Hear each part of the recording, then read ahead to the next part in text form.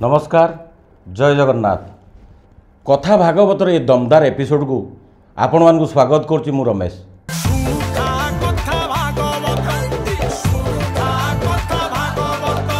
दर्शक बंधु व्यस्तबहुल जीवन भितर सबकि परिवर्तन हो जाए आम परंपरा आम संस्कृति आम धीरे धीरे पोड़ी खाई सारे किंतु आम राज्यर परंपरा को आम न आपणे अन्य राज्य किंबा अन्य देशर परंपरा को आम धीरे धीरे आपणाऊे।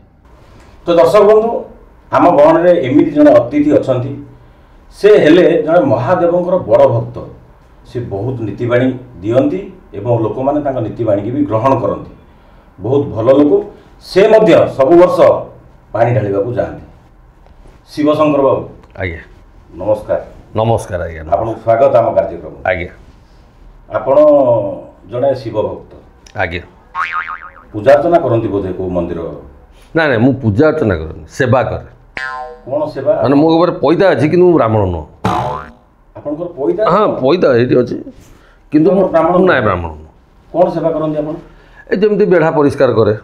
अच्छा पानी रे नेकी नईरू आमर भार्गवीरू पानी उठेकी मंदिर जो चटाण फटाण अच्छी से सब सफासफी करी ये जो आसुचंदी भक्त सब अलिया परिष्कार कर देकी जाउचंदी ताको सब गोटेकी फोपाड़ी ये सब काम करे। आपण केते वर्ष ला पानी नहीं गलेनी केते वर्षला पानी नहीं गले माने कुआडे आपण ढालिबा को जानती शिव मंदिर रे पानी मते 10-12 वर्ष हेतला मु सेबेठू पानी ढालुची आम मंदिर रे सफा करूची पानी ढालुची बाबा को ऊपर भी प्रति सोमवार पानी ढालुची प्रति सोमवार केते वर्ष कोन मु तबे जो काउडिया कथा कहू कि ना मु से न आपण काउडिया नहोती ना मु से फर रे न किंतु आपण तो बहुत कथा जानि बाबदी आमे सुनिछु आपण किछि किछि कथा जानिबारटा अलग कथा आपण पाठ पढुचंती ज्ञान अछि आहरण कले मु मोर भागवत पढिली पुराण पढिली मानव तत्व मनुष्य तत्व कोन आत्मा कोन परमात्मा कोन बुझिया पे चेष्टा कली मु जानिली। अच्छा ये जो बोलबम प्रक्रिया चली थी आम ओडिशा रे आपण देखिबे जेतले श्रावण मास आरंभ हो जाए प्रथम सोमवार नहीं शेष सोमवार पर्यंत आपण रास्ता रे देखिबे हजार हजार भक्तंकर भीड़।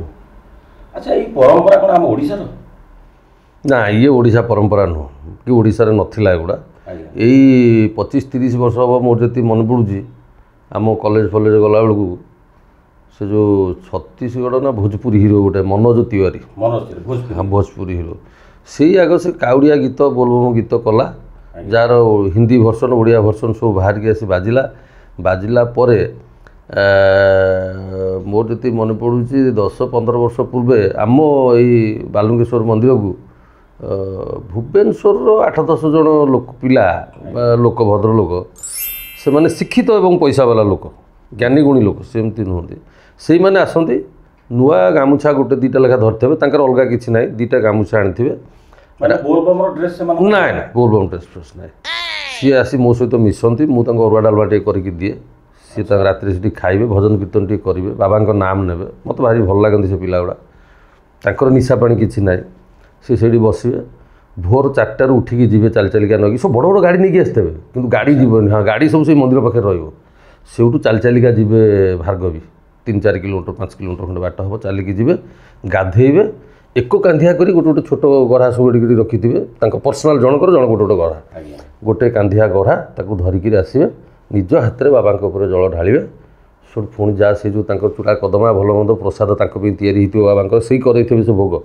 से टिके पाइबे पाइकी घर को। अच्छा ये जो बोलबम प्रक्रिया एटा आज्ञा मानसिक ना तामसिक इटा संपूर्ण भाव तामसिक तामसिक तामसिक आपण निजे चिंता करना आपण बोलबम जीवे आज्ञा ठाकुर को भक्ति करने वर्ष सारा आप कुकुड़ा चबौचुं मद पीउचुं से मसटा ए पुनई से पुनई छाड़देले ना कि मास 30 दिन छाड़देले मद खाइबिनी आइंस खाइबिनी पानी नहीं जी पानी नहीं गला जाऊँ केमी शिव छाती थे शिव जो तुम गंजी दिहरे पेंट दिहरे चढ़ी दिहरे गामुछा दिहरे हाँ मुंडे जो गोटे पट्टी बंधा हो सी जो सालू कना रखिंट गंजी टाणिया तादे भी शिव चित्र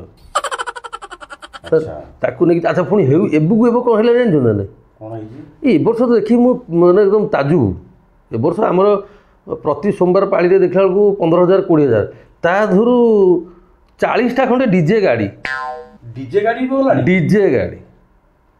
डीजे गाड़ी सी अमुकई क्लब काउड़िया बोलबम संघ समकई क्लब काउड़िया बोलबम संघ ତା ଦେହରେ ମାଇପେ ପିଲା ଛୁଆ ଝିଅ ପିଲା ପୁଅ ପିଲା ସେ ଯାହା ଅବସ୍ଥା ଏଥିରେ କ'ଣ ଠାକୁର ଶାନ୍ତି ହେବେ? ଠାକୁର ଭକ୍ତି ତମ ଏଇଟା ଭକ୍ତି? ତାମାନେ ଆପଣଙ୍କ ଭାଷାରେ ଏଇଟା ଗୋଟେ ଆଧ୍ୟାତ୍ମିକ ଚିନ୍ତାଧାରା ନୁହଁ, ଏଇଟା ଗୋଟେ ପ୍ରହସନ ହେଇଗଲା। ଶୁଣନ୍ତୁ ରମେଶ ବାବୁ, ଭକ୍ତିଟା ଦେଖେଇ ହେବା ପାଇଁ କରାଯାଏନି। ଶ୍ରୀମଦ୍ ଭଗବତ ଗୀତାରେ ବିଭୂତି ଯୋଗରେ ପ୍ରଭୁ କହିଛନ୍ତି ନା ଅହଂ ତିଷ୍ଠାମି ବୈକୁଣ୍ଠେ ଯୋଗିନାଂ ହୃଦୟ ଚ ମଦ୍ଭକ୍ତା ଯତ୍ର ଗାୟନ୍ତି ତତ୍ର ତିଷ୍ଠାମି ନାରଦ। ମୁଁ ମନ୍ଦିରରେ ନଥାଏ, ଯୋଗୀ ଋଷିଙ୍କ ହୃଦୟରେ ନଥାଏ, ମୋ ଭକ୍ତ ମୋତେ ଯେଉଁଠି ଯେତେବେଳେ ଯେଉଁ ଅବସ୍ଥାରେ ଡାକେ ମୁଁ ସେଇଠି ଥାଏ। କିନ୍ତୁ এই ପ୍ରହସନକୁ ଆପଣଙ୍କ ଭାଷାରେ ଆପଣ କ'ଣ? ଘୋର ନିନ୍ଦା। ଶିବଶଙ୍କର ବାବୁ, ଆପଣ ମହାଦେବଙ୍କର ଜଣେ ବଡ଼ ଭକ୍ତ, କିନ୍ତୁ ମୋ ହିସାବରେ ତ ସେମିତି କିଛି ଲକ୍ଷଣ ମୁଁ ଦେଖିପାରୁନି, ବେଶଭୂଷାରେ ହେଉ କିମ୍ବା ଟୀକା ତିଳକ ଆପଣଙ୍କ ମଥାରେ ନାହିଁ। ଆପଣ ଜଣେ ଭକ୍ତ, କେମିତି ଲକ୍ଷଣ ନାହିଁ ମାନେ କ'ଣ? କେଉଁ ଲକ୍ଷଣ କଥା କହୁଛି? ମନେକର ଧରନ୍ତୁ ଗୋଟେ ମନ୍ଦିରରେ ଯିଏ ସେବା କରେ ନିହାତି ଗୋଟେ ଡ୍ରେସ୍ କୋଡ୍ ଥାଏ, ଧୋତି ହେଉ କି ତାଙ୍କର ଯେକୌଣସି ସବୁ ଥାଏ, ନା ଆପଣଙ୍କର ତ କାହିଁ ସେମିତି ଆମେ ଦେଖିପାରୁନୁ? ଆପଣ ଏକଦମ ସାଧା ସିଧା ଲୋକ। ସେ ଲକ୍ଷଣ କ'ଣ ମୁଁ ତୁମକୁ ଦେଖେଇବି? ମୁଁ ପ୍ରମାଣ କରିବି ତୁମ ପାଖରେ ମୁଁ ଭକ୍ତ କି ନାହିଁ? ତୁମକୁ ଦେଖେଇ ମୋତେ ଲାଭ କ'ଣ ମିଳିବ? ମୁଁ ଭକ୍ତ କି ନାହିଁ ସେ ଉପରବାଲା ଜାଣିଛି। ବୁଝିପାରିଲେନି କିଛି? ଦେଖ, ତୁମେ ଯେଉଁ ପାଣି ଢାଳିବାକୁ ଯାଉଛନ୍ତି ଏବେ ଲୋକ, ଆଜ୍ଞା, ସେ ଯେଉଁ ପିନ୍ଧିକି ସବୁ ଯାଉଛନ୍ତି ପୋଷାକ, ଆଜ୍ଞା, ସେ ପିନ୍ଧିକି ଯିବା ନିହାତି ଜରୁରୀ? ଜରୁରୀ ନୁହଁ। କ'ଣ ଜରୁରୀ? କାହିଁକି? ତାକୁ ପିନ୍ଧିଲେ କ'ଣ ଭାବ ଭକ୍ତି ବଢ଼ିଯିବ? ନା ଆଇଡେଣ୍ଟିଫାଏ ହେବ ତୁମେ ଖାଲି ଗୋଟେ ଚିହ୍ନା ଲୋକ ଜାଣିବେ ବାଟରେ ଯାଉଛ? ଆଚ୍ଛା, ଯେତେ ଲୋକ ସବୁ ପିନ୍ଧିକି ଯାଉଛନ୍ତି ସେମାନେ କ'ଣ ଭୁଲ କରୁଛନ୍ତି? ମୁଁ ଭାଇ କାହା ମତ କହିପାରିବିନି, କିନ୍ତୁ ମୋ ମତରେ ଏଇଟା ଭୁଲ। କ'ଣ ପାଇଁ? ଦେଖ, ତୁମେ ଗୋଟେ ପ୍ୟାଣ୍ଟ ପିନ୍ଧିଛ, ତା ଦେହରେ ଶିବଙ୍କ ଚିତ୍ର ଦୁଇ ଜାଗାରେ, ଆଜ୍ଞା, ତ 40 କିଲୋମିଟର ଚାଲିକି ଯିବ, ବାଟରେ ଏକ ଲାଗିବ? କେମିତି ଏକ କରିବ? ପ୍ୟାଣ୍ଟ ଖସେଇଲେ ତ? ଆଜ୍ଞା, ସାଇଡ଼୍ରେ ଶିବ, ତାଙ୍କରି ଉପରେ ପାଣି ଢାଳିବାକୁ ଯାଉଛଟି। ବେକରେ ପକେଇଛ ନାମାବଳୀ, ଓಂ ନମ ଶିବାୟ ଲେଖା ହେଇଛି, ହର ହର ମହାଦେବ ଲେଖା ହେଇଛି, ଶିବଙ୍କ ଚିତ୍ର ହେଇଛି। ଯେଉଁଠି ଗୋଡ଼ କ'ଣ ହେଇଗଲା, ସେ ଯେଉଁ ରାସ୍ତାଘାଟରେ ପୁଣ୍ୟ କମେଇବାକୁ ବାଉଁଶ ଭାଡ଼ା କରିକି ଅରୁଆ ଡାଲମା ଦେଉଛନ୍ତି, ସେଇଠି ବାଉଙ୍ଗିକି ଥୋଇଦେଲ, ସେଇ ଗାମୁଛା ପକେଇ ଦେଇ ଶୋଇଲ ସେଇଠି। ଶିବ ଶୋଇଲେ ତଳେ, ତୁମେ ତା ଉପରେ, ତାରି ଉପରେ ଚେକା ପକେଇ ବସି ପଡ଼ିକିରି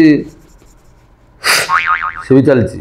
ଆଜ୍ଞା, କେଉଁଠି ଲେଖା ହେଇଛି ଏଗୁଡ଼ା ଯେ ଏଇଟା କରିବା ଦରକାର, ଏଇଟା କଲେ ଭକ୍ତି ବଢ଼ିବ? କେଉଁ ଲେଖା ହେଇଛି? କାହିଁକି? କାହିଁକି? ଆପଣଙ୍କ ମତରେ ଏଇଟା ଗୋଟେ ପ୍ରହସନ? ଏକଦମ ପ୍ରହସନ, ଏକଦମ ମୋ ମତରେ ଏଇଟା ପ୍ରହସନ। ଭକ୍ତି କର, ଈଶ୍ୱରଙ୍କ ପାଖରେ ଲୀନ ହେଇଯାଅ, ଆତ୍ମାକୁ ତାଙ୍କ ସହିତ ମିଶାଇ ଦିଅ, ସେ ଠିକ୍ ଅଛି। ଏ ଯେଉଁ ଦେଖେଇକିରି କିଛି କରନି, ଦେଖା ଶିଖା ହେଇକି ତୁମେ ଏଗୁଡ଼ା ଉଚିତ ନୁହଁ। କିନ୍ତୁ ଆଉ ଗୋଟେ କଥା ମୁଁ ବୁଝିପାରୁନି ଶିବଶଙ୍କର ବାବୁ, ଆଜିକାଲି ଯୁବପିଢ଼ିମାନେ ଟାଟୁ ସବୁ ବନାଉଛନ୍ତି, କିଏ ଚଢ଼େଇ ବନାଉଛି, କିଏ ଡ୍ରାଗନ୍ ବନାଉଛି, କିନ୍ତୁ ବହୁତ ମୁଁ ଦେଖୁଛି ଶିବଙ୍କର ଟାଟୁ ବନାଉଛନ୍ତି, କୃଷ୍ଣଙ୍କର ଟାଟୁ ବନାଉଛନ୍ତି, ଠାକୁରଙ୍କର ଟାଟୁ ବି ବନାଇ ଦେଉଛନ୍ତି। ଏଇଟା ଆପଣଙ୍କ ମତରେ କ'ଣ? ଉଚିତ ନୁହଁ, ଏଇଟା ପାପ, ମହାପାପ, ଘୋର ପାପ। କେମିତି ପାପ ନୁହଁ? ଆଗରୁ ଆମେ ଯେଉଁ ଏବେ ତ ଆପଣ କହିଲେ ଟ୍ରେଣ୍ଡ, ସେଇଟା ଟାଟୁ ଆଜିକାଲିର ନୁହଁ, ଟାଟୁ 1000 ବର୍ଷ ତଳର। ଅବଶ୍ୟ ସେତେବେଳେ ତା ନା ଟାଟୁ ନଥିଲା, ତା ନା ଚିତା ଥିଲା। ଚିତା କୁଟଉଥିଲେ କ'ଣ ନା ଆଇଡେଣ୍ଟିଫିକେସନ୍ ପାଇଁ, ପରିଚିତ ହେବା, ପରିଚୟ ପାଇଁ, ଯେ ଅମୁକ ହେଇ ସେ ସମୁକ ହେଇ, ସେଥିପାଇଁ ଚିତା କୁଟା ହେଉଥିଲା। କିଛି ଆଦିବାସୀ ଟ୍ରାଇବ୍ ଅଛନ୍ତି ଆମ ଭାରତବର୍ଷରେ, ସେମାନଙ୍କର ପାରମ୍ପରିକ ଚିତା ଅଛି। ସେ ଚିତାଟା କୁଟିଲେ ଆପଣ ଜାଣିଦେବେ ଯେ ଇଏ ହେଉଛି ଆସାମର ଅମକେଇ ଟ୍ରାଇବ୍, ଅମକେଇ ଆଦିବାସୀ। ଏବେ ସେଇଟା ବିକେମ୍ ଏ ଫ୍ୟାସନ୍, କ୍ରମଶଃ ଏଇଟା ଗୋଟେ ଫ୍ୟାସନ୍ ହେଇଯାଇଛି। ବର୍ତ୍ତମାନ ପିଲାମାନେ ଆମର ଆଜିକାଲିକା ଯୁବପିଢ଼ି ସବୁ କରୁଛନ୍ତି ଟାଟୁ, ଚିତା କୁଟଉଛନ୍ତି ବିଭିନ୍ନ ଜାଗାରେ, ଅଙ୍ଗର ଯେଉଁଠିକି ମାନେ ନ ହେବା କଥା ସେଠି ବି ଲୋକ ଟାଟୁ କରୁଛନ୍ତି ବୋଲି ଯାହା ମୁଁ ଶୁଣୁଛି, ସତ ମିଛ ମୁଁ କହିପାରିବିନି। କିନ୍ତୁ ତୁମେ ଟାଟୁ କର, ମନା ନାହିଁ, କୌଣସି ଦେବାଦେବୀଙ୍କ ମୂର୍ତ୍ତି କରନି, ମୋର ଅନୁରୋଧ ଏଇଟା। ଆଚ୍ଛା, ତୁମେ ଟାଟୁ କରିବ, ତୁମେ ଆଜି ବୋଲବମ୍ ଯାଇଛ କି ବୃନ୍ଦାବନ ଯାଇଛ ବୁଲିବାକୁ, ଅତି ଗୋଟେ ଖୁସି ହେଇକି ଏକ୍ସାଇଟେଡ଼ ହେଇକି 5 ଜଣ ସାଙ୍ଗ ମିଶିଗଲ, ସବୁ ଟାଟୁ କଲ। କୃଷ୍ଣ ରାଧାଙ୍କର ଏଠି ତୁମେ କରିଦେଲ, କିଏ ମହାଦେବଙ୍କର ଏଠି କଲା, କିଏ ଏଠି ଓମ୍ ଲେଖିଲା, ଇତ୍ୟାଦି ଇତ୍ୟାଦି କର। ଓମ୍ ଶବ୍ଦର ଅର୍ଥ ବହୁତ ବଡ଼, ତାର ପାୱାର କେତେ ଏଇଟା ବୁଝିବାକୁ ପଡ଼ିବ। ଆଚ୍ଛା, ତୁମେ ଆଜି ବାହା ହେଇନ, କରିଦେଇ ପଳେଇ ଆଇଲ, 2-4 ବର୍ଷ ପରେ ତୁମର ବାହାଘର ହେବ। ଯେତେବେଳେ ବାହାଘର ହୁଏ ଗୋଟେ ପୁରୁଷ ଗୋଟେ ସ୍ତ୍ରୀ ସହିତ, ତାର ଉଦ୍ଦେଶ୍ୟ କ'ଣ ରହିଲା? ସଂସାର ବୃଦ୍ଧି, संसार वृद्धि केमती हम संभोग को गले हम ଆଜ୍ଞା तो स्वामी स्त्री संभोग करला बेलू मझे ठाकुर टाटू एटा पाप नु ଘୋର ପାପ ଆଜ୍ଞା हाँ ताल कहीं करुच तुम सेगुड़ा कौन आवश्यक अच्छी टाटूटा करिया दरकार ये छाती मु महादेव को रखीदे चित्र करी महादेव पलि आस मो पाक ନା ସେମିତି ତ ନୁହଁ ताहले ଶିବଶଙ୍କର ବାବୁ ଆପଣ ଠିକ କଥା କହୁଛନ୍ତି କିନ୍ତୁ ଲୋକମାନେ ତାକୁ ବୁଝିପାରୁନାହାନ୍ତି କାହିଁକି कलिकाल घोर कलिकाल एटा एठी लोक भल कथा कहले से तुम पागल कहबे ସବୁ ଓଲଟା सब ओलटा एठी ज्ञानी मंच तले बसे मूर्ख मंच उपर भाषण दिए कलिजुग एटा ଶିବଶଙ୍କର ବାବୁ ମୋତେ ଲାଗୁଛି ଆପଣଙ୍କ କଥା ଯାହା ଶୁଣିଲି ମୁଁ ଯେ ଏଇଟା କୋଉଠି ନା କୋଉଠି ଗୋଟେ ଧର୍ମକୁ ଅବମାନନା ହେଉଛି निश्चित भाव में होनी केमती आप कहते धर्म को पूरा अवमानना हो ना तो देख मंदिर को आपण पिला छुआ गले कि आप स्त्री गले आप